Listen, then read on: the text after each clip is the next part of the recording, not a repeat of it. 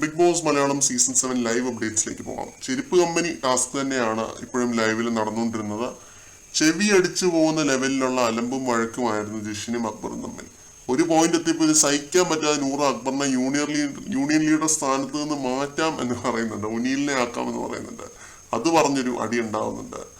പിന്നെ കോടതിയിൽ ജിഷിന്റെ പേരിലുള്ള കേസൊക്കെ ഒത്തുതീർപ്പാക്കാനൊക്കെ അക്ബർ പറയുന്നുണ്ട് കേട്ടോ. ക്യാരക്ടർ പിടിച്ച് പറഞ്ഞതാണോ അതോ ശരിക്കും റിയൽ ലൈഫിലുള്ളതാണോ എന്ന് അറിയില്ല. അതൊക്കെ കഴിഞ്ഞ് ആക്സോ ബ്ലേഡ് വർക്ക് ചെയ്യുന്നില്ല, അതുകൊണ്ട് പണിയെടുക്കാൻ പറ്റുന്നില്ല എന്നൊക്കെ പറഞ്ഞിട്ട് വേറൊരു അടി ഉണ്ടാവുന്നുണ്ട്. ജിഷിനും അക്ബറും രണ്ടുപേരും ഉപയോഗിച്ച വാക്കുകൾ വളരെ മോശമായി പോയി കേട്ടോ. വേറൊരു ആക്സോ ബ്ലേഡ് കിട്ടിയാൽ അവന്റെ ഇതിലടിക്കാം എന്ന് വരെ ജിഷിൻ പറയുന്നുണ്ട്.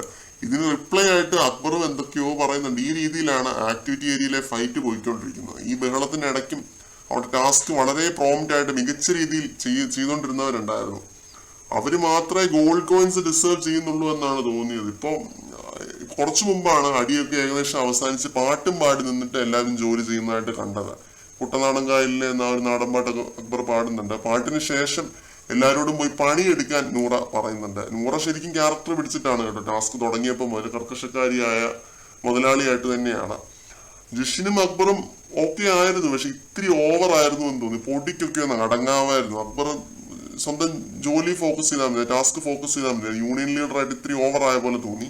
ജിഷിന് പിന്നെ പ്രത്യേകിച്ച് പണിയൊന്നുമില്ല, ഇവരെ സൂപ്പർവൈസ് ചെയ്യാന്നുള്ളൊരു കാര്യമേ ഉള്ളൂ. എന്തായാലും ഇത്രയും പേർ ചെരുപ്പുകൾ ആയതായിട്ട് കാണുന്നുണ്ട്.